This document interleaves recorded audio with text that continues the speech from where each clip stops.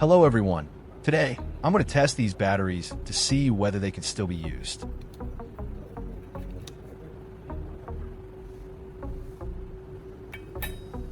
First, I use a multimeter to measure the voltage of each battery.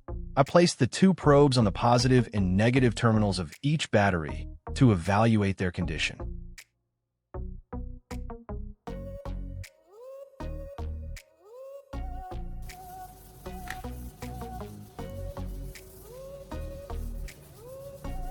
The batteries that still have sufficient power and remain usable are set aside separately.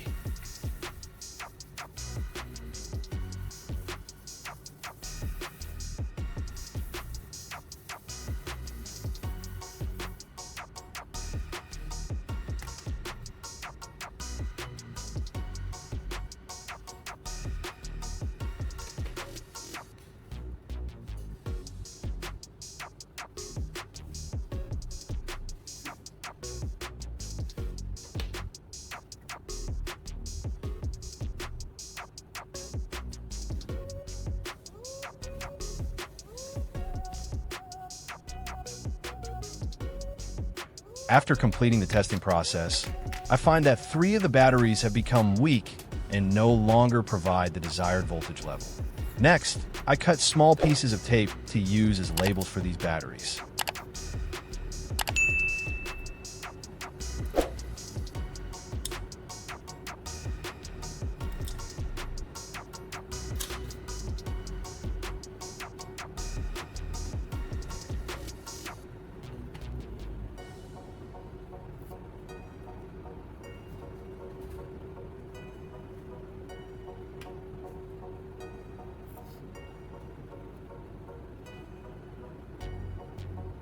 Then, I write the measured voltage values of each battery on the corresponding pieces of tape.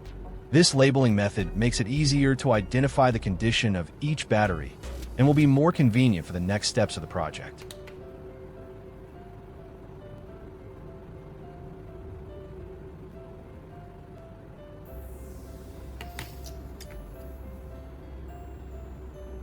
In the next step, I will reuse a piece of plastic pipe to build a charging device for these batteries.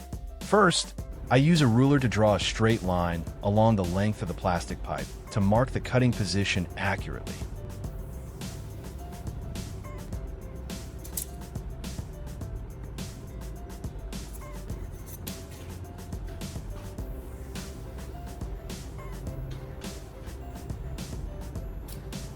After marking the guideline, I place the plastic pipe in a vise and tighten it securely to keep it stable during the cutting process. Next, I use a cutting tool to cut along the marked line.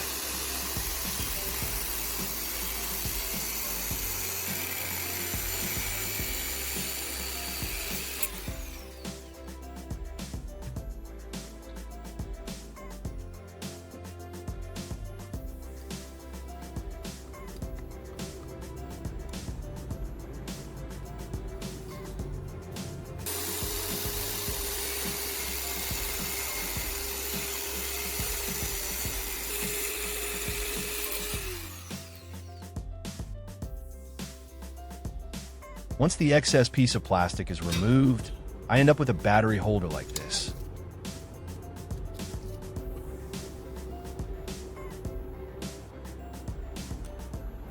Next, I use a piece of sandpaper to smooth the cut edges of the plastic tube. This helps remove any sharp edges, reduces the risk of scratches during use, and gives the project a cleaner appearance.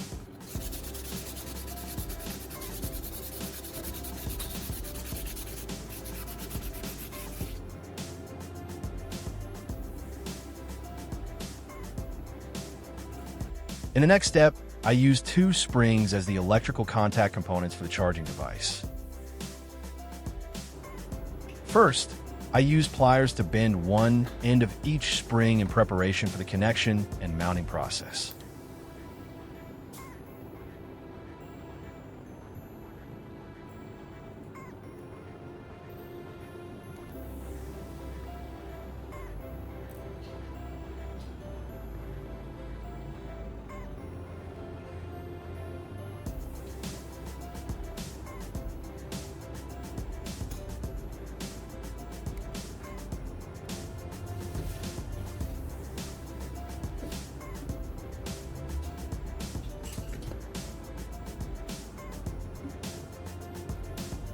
Next, I reuse 2 bottle caps as holders for these spring contacts.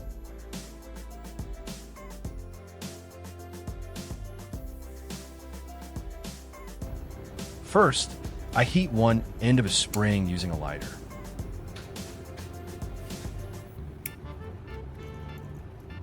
Then, I position the heated end at the center of a bottle cap to create an electrical contact point.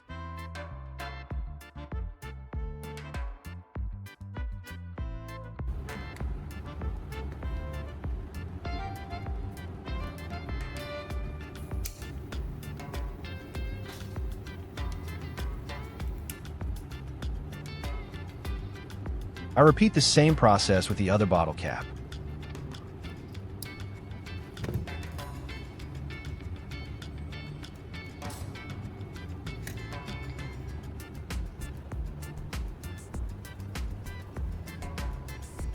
After that, I apply additional hot glue around the springs to secure them more firmly.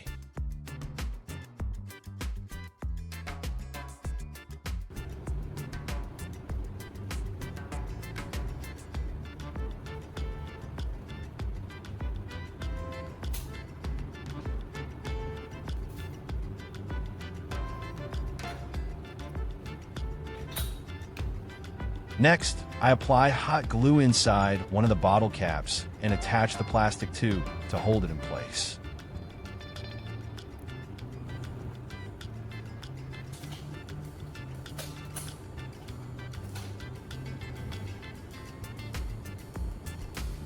Finally, I install the remaining bottle cap on the opposite end to complete the frame of the device.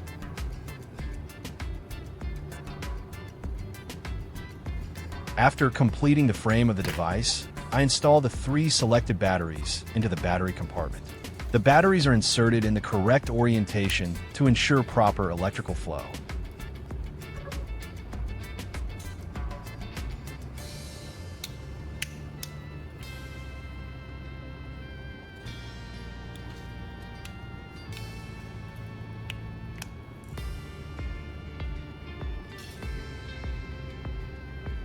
In the next step, I will make a charging cable for this device. First, I strip a section of insulation from the end of the cable.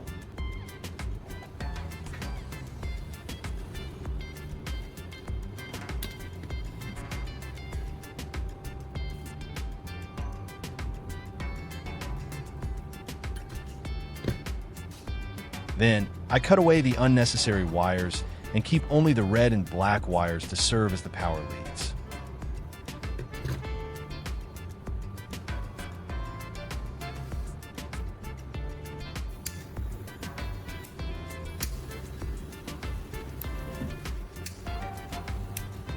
Next, I strip the ends of these 2 wires to create connection points.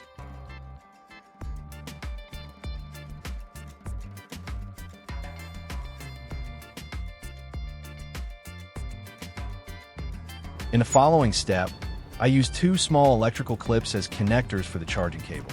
I attach the red and black wires to their respective clips, making the charging connection easier to attach and remove during use.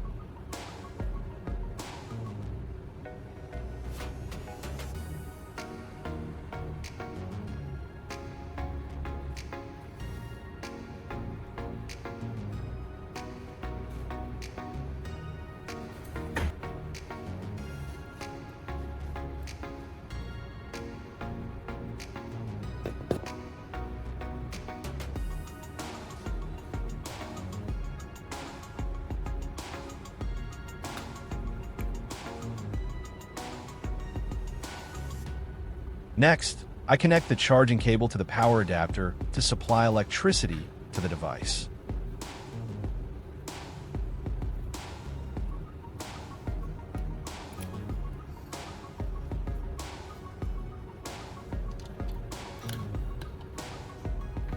Now, I will test the amount of power that this homemade charger can provide.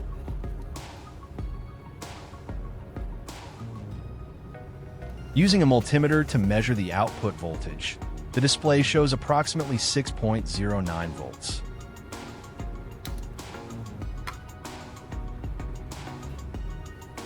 Next, I connect the two electrical clips to the charging terminals of the device to begin the charging test.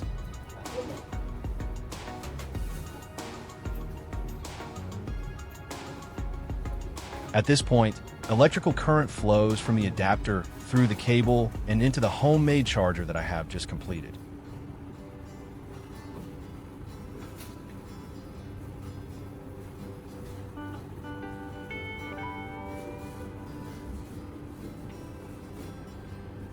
I then measure the voltage across the device while it's charging.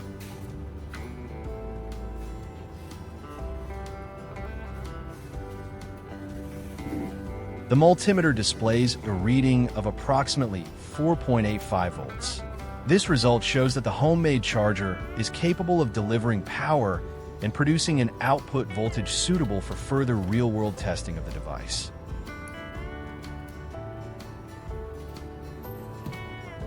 After the charging process is complete, I use a multimeter to measure the voltage of the device again.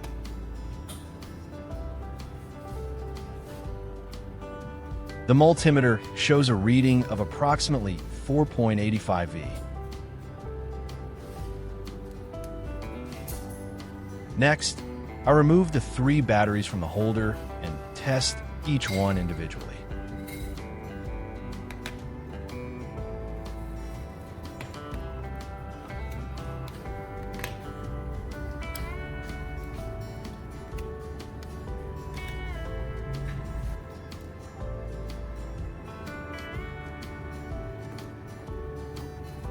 First, I measure the voltage of the first battery. The multimeter displays approximately 1.59 V.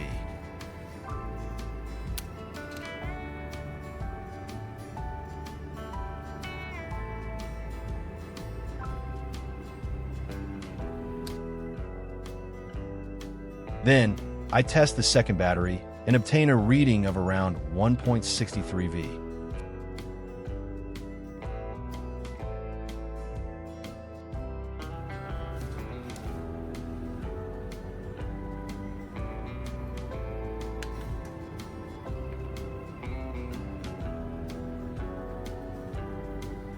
Finally, I measure the third battery, and the multimeter also shows approximately 1.63 V. These results indicate that the battery's voltage levels have improved significantly compared to before charging.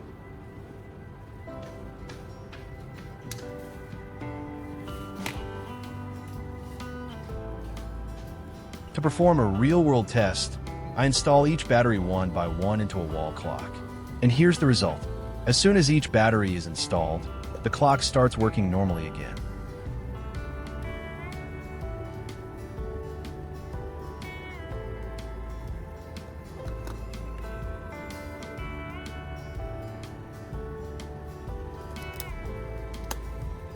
This experiment shows that the homemade charging device is capable of supplying power to weak batteries and restoring their functionality in certain low-power devices. However, actual performance may vary depending on the condition of each battery and the type of device being used. If you found this project interesting or useful, don't forget to like the video and subscribe to the channel. Thank you for watching, and I'll see you again in the next video.